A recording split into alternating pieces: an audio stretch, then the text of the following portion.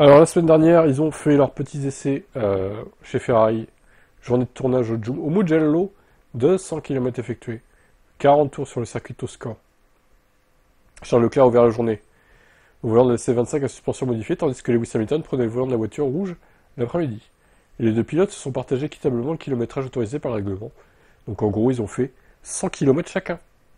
Mugello, on rappelle qu'on a roulé en 2020, hein, l'année Covid, souvenez-vous.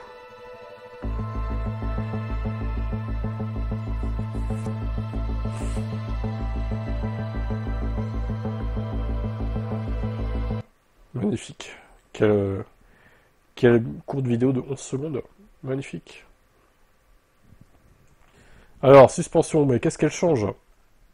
Elle vise à améliorer le contrôle de la garde au sol, ce qui a permis d'élargir la plage de fonctionnement de l'ensemble de la plateforme aérodynamique. Ces travaux visaient à améliorer la stabilité de l'arrière du freinage. De l'arrière au freinage. L'un des points faibles chroniques du projet 2025. Et à élargir la plage d'utilisation des pneus.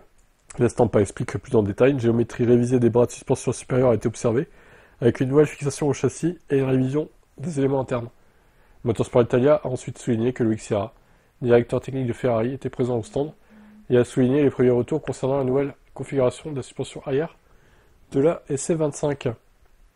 Leclerc n'aurait pas constaté de grande différence avec la nouvelle solution, qui de toute façon sera déployée en Belgique. D'après les observations de télémétrie des essais dynamiques au banc, la solution a été approuvée.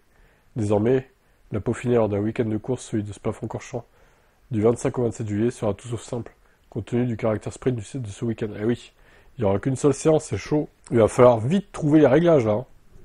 Pas faire d'erreur. Hein. En vrai, pour les week-end sprint, je serais d'avis qu'on double la durée de la séance d'essai, la seule unique. On met pas une deuxième séance, on met juste 2 heures à la séance numéro 1. Comme ça, mais ils ont plus de temps quand même pour faire leur réglage et tout.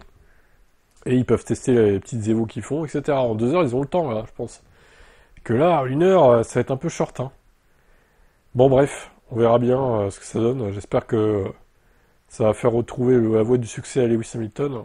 Cette fameuse suspension, on attend que ça. Au moins les podiums, quoi.